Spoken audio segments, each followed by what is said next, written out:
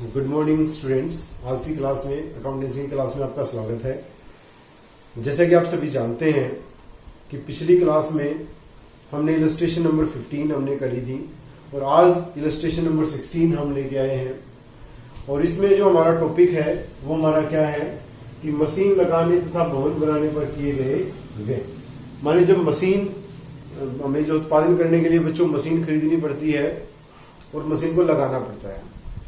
Machine आप सभी जानते हैं कि मशीन लाने के लिए हमें कुछ खर्चे करने पड़ते हैं, भाड़ा में देना पड़ता है, जो हमारी मजदूरी देनी पड़ती है उसको वहां पे लादने के लिए और यहाँ उतारने के लिए, उसके बाद उसको इंस्टॉल करवाने के लिए, लगाने के लिए हमें कुछ चार्जेस देने पड़ते हैं, तो उनकी हम बात कर रहे हैं। और उसके अलावा जब हम भवन का निर्माण करते हैं तो हम ईंटें खरीदते हैं, हम सीमेंट वगैरह जो भी मटेरियल है उसको हम खरीदते हैं और जिनसे हम बनवाते हैं उनकी मजदूरी हमें देते हैं।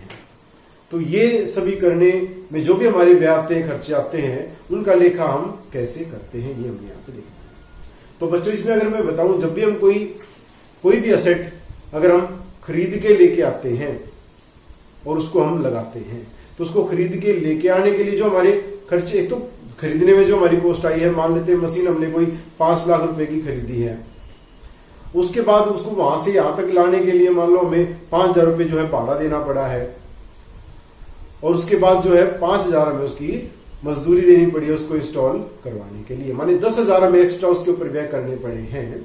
तो जो 10,000 व्यय है बच्चों वो हमारे रेगुलर व्यय नहीं है, क्योंकि हर साल हम मशीन खरीदने वाले नहीं, कई साल में एक बार हम मशीनें खरीदते हैं। तो मानिए हमारे नॉन रेगुलर व्यय खर्चे हमारे हैं, ये हमारे कैपिटल एक्सपेंडिचर हैं।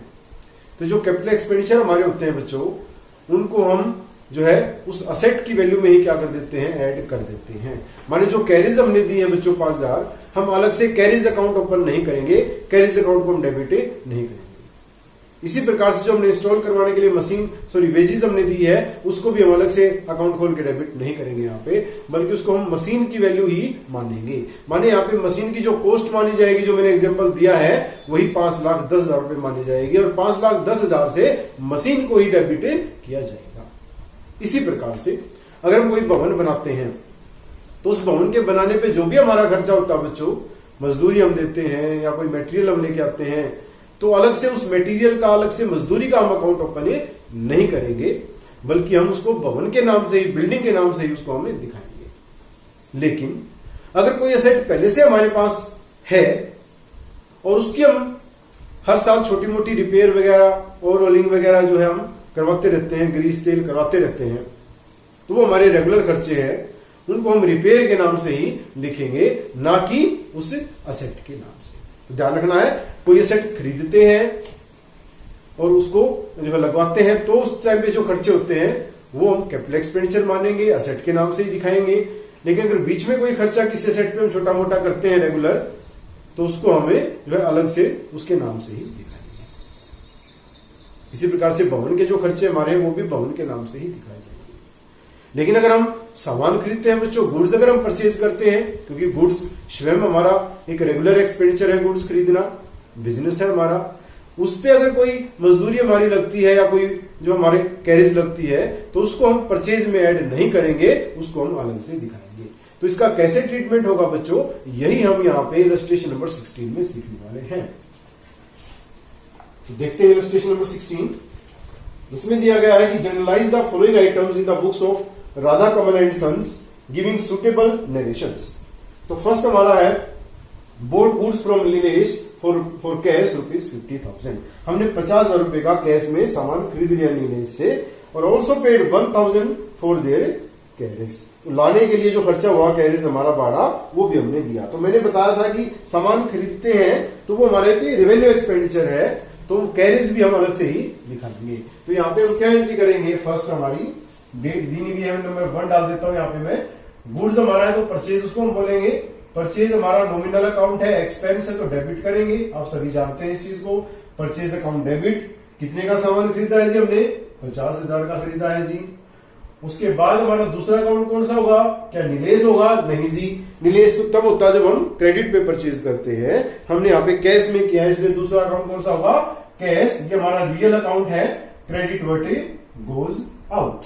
लेकिन इससे पहले कैश लिखने से पहले हम एक चीज और छोड़ के यहाँ पे हमारे पास क्या दिया उन्होंने, भाड़ा दिया हुआ है, कैरेज दिया हुआ है, वो भी हमारा नॉमिनल एक्सपेंस है, उसको भी हम क्या करेंगे, हमें डेबिट करेंगे।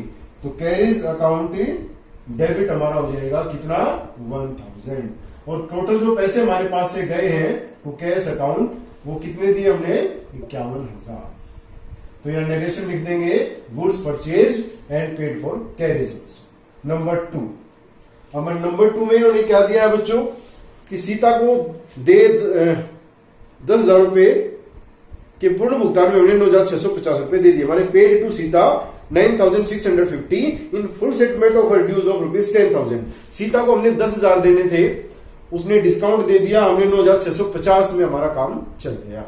तो सीता यहाँ पे पर्सनल अकाउंट है, रिसीवर है, तो क्या हो जाएगी, डेबिट हो जाएगी। कितने देने थे सीता को हमने, 10,000 देने थे जी। कैश गया है हमारे पास से, तो टू कैश अकाउंट कितना गया है जी, 9,650 गया है। बाकी हमारा क्या होगा, डिस्काउंट हमें मिलेगा, तो डिस्काउंट रिसीव्ड अकाउंट हमारा, और ये डिस्काउंट हमारा होगा 350। तो नरेशन आप लिख लेंगे। नंबर 3 अगर हम देखें तो ₹3 lakh purchase of machinery by giving a cheque, ₹3 lakh, 3 lakh रुपए जो है हमने मशीनरी खरीदी है, चेक से पेमेंट करी है, और and paid 25,000 in cash as wages on its installation, और 25,000 उसकी इंस्टॉल करवाने पे वेजेस के दे दिए। तो जैसे कि मैंने बताया था, मशीन हम हर साल नहीं खरीदते हैं, तो ऐसी वेजेस भी हर साल नहीं देते हैं, तो उसको अलग से वेजेस अकाउंट में डालने की बजाय हम क्या करेंगे, उस मशीन अकाउंट के नाम से ही दिखा देंगे।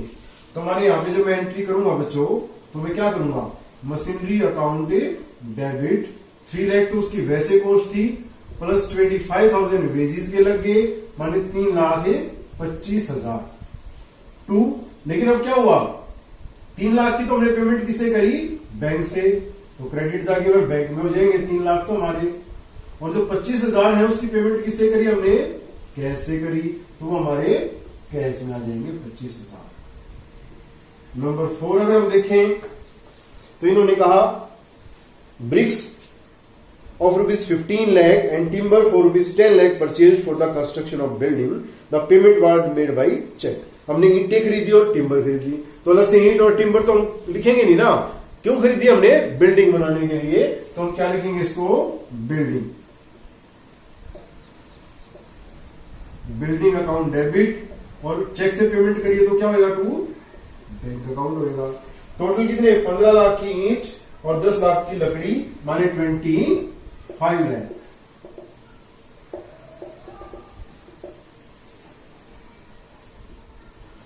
नंबर 5 की अगर हम बात करें तो हमारे पास दिया गया है परचेज एंड ओल्ड मशीनरी, एक पुरानी मशीन हमने खरीदी 1 लाख रुपए की, और 5,000 उसकी कैरेज पे दे दिए, और 20,000 उसको इमीडिएट रिपेयर पे दे दिए।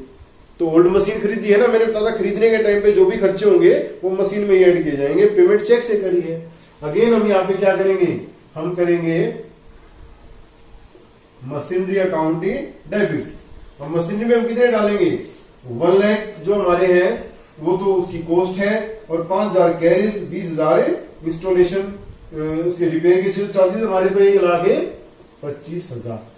और पेमेंट किससे करी हमने, चेक से करी है, तो टू बैंक अकाउंट 1,25,000। और लास्ट जो हमारी है नंबर 6 से, वो हमारा है कि paid 2500 for the repairing of office furniture. ये हमारे पास पहले ही था, उसके हमने रिपेयर करवाई है, तो ये नॉर्मल हमारा रिपेयर का एक्सपेंस है, तो रिपेयर हमारा नॉमिनल अकाउंट है, एक्सपेंस है, तो डेबिट होता है एक्सपेंस 2500, और टू कैश से हमने पेमेंट करी है, तो टू कैश अकाउंट 2500।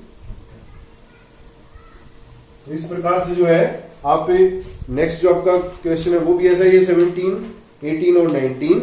तो आप 16 से लेकर 19 तक जो आप क्वेश्चन करेंगे, उसके बाद हम नेक्स्ट क्लास में नेक्स्ट टॉपिक करेंगे। Thank you.